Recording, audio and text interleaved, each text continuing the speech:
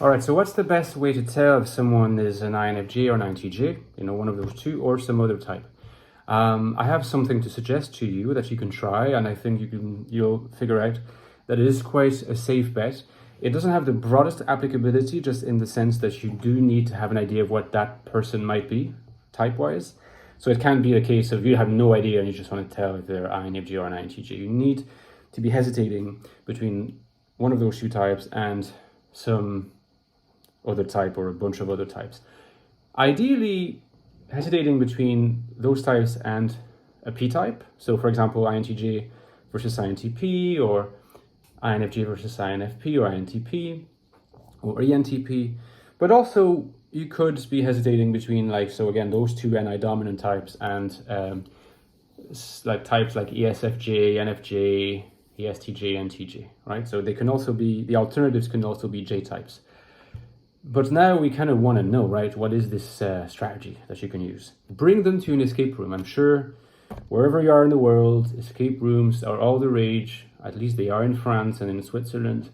I'm sure they exist everywhere. They're really fun to do.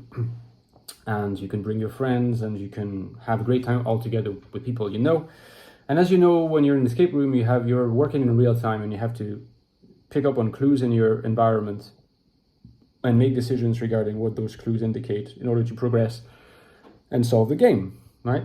Well, here it is. If the person that you have invited to the escape room, apparently with perfect innocence, even though you're actually trying to test them, if that person turns out to be completely useless at the game, and I would say even more so if there is a very marked contrast between the intelligence they seem to exude in everyday life and conversation in most contexts, and how helpless they seem to be during the escape room game, well, it is quite likely this person is in fact NI dominant.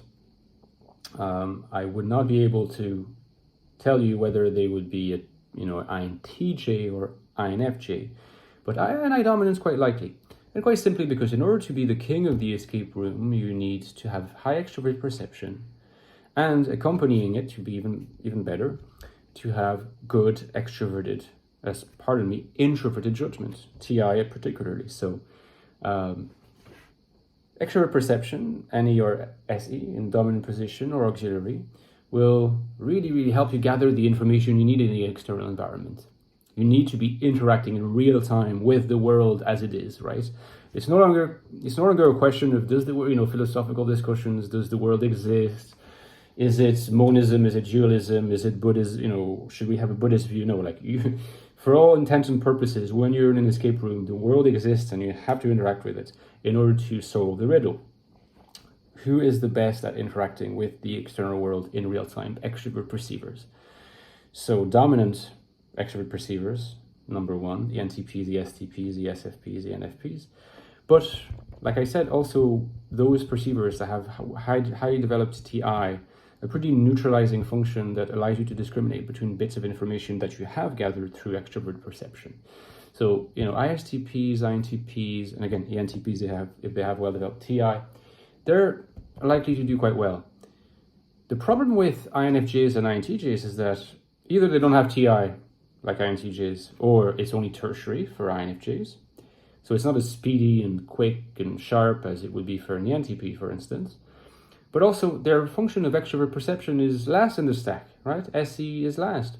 So it's not going to be very helpful to them in the escape room, right? So chances are they're going to sort of be standing around not knowing exactly what to do. It's almost like they tend to, that often happens with NI dominance.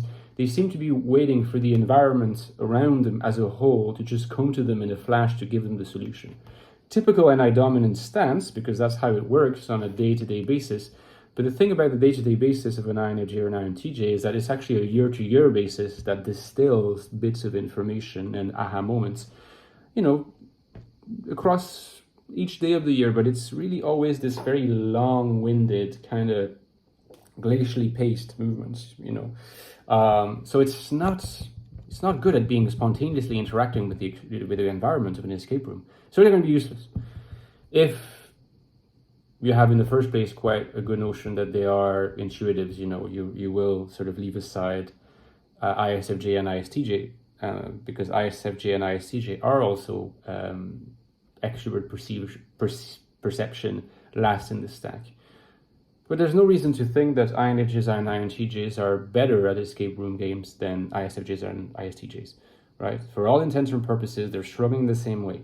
Like I was saying, if you're hesitating between INFJ, INTJ, and ENFJ, NTJ, or, again, a third slot extrovert perception, likely those latter types are going to do better in an escape room, again, for the very simple reason, straightforward reason, that at least those types have a third slot extrovert perception function. That's the main function you need in an escape room, right? If you have it last, you suck at it in many ways, you're not going to do well, okay? So that's a good way to eliminate the possibility of INFJ or an INTJ, or in fact, eliminate the alternative that you may have had in mind. Bring that person to an escape room, use any pretense you need. The worst that can happen is that you both will have a great time. Okay, so let me know in the comments in the future or right now if you've already tried it, or if this has in fact been your experience. If you're an INTJ or an INFJ, and if it's possible you've already been in an escape room before, let me know. I have been, and I'm useless, so I'm happy to confirm that. Don't forget that I have written this book, The Infinite Soul, new book on the INFJ, how to be happy, leading a meaningful, constructive and rich life in the world today, right? From an INFJ perspective. So it's already doing really well. So get it if you haven't yet. It's the first link right below. It's the sequel to the Ecstatic Soul, which you may already have got. Check the reviews, over 100 very well received analysis of INFJ consciousness. To really understand the INFJ mind, you need to get this book as well. And again, my Patreon page.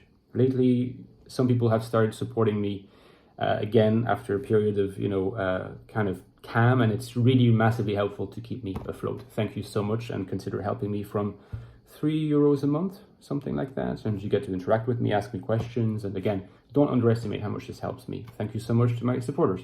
Okay, guys, I will see you very soon. Take care.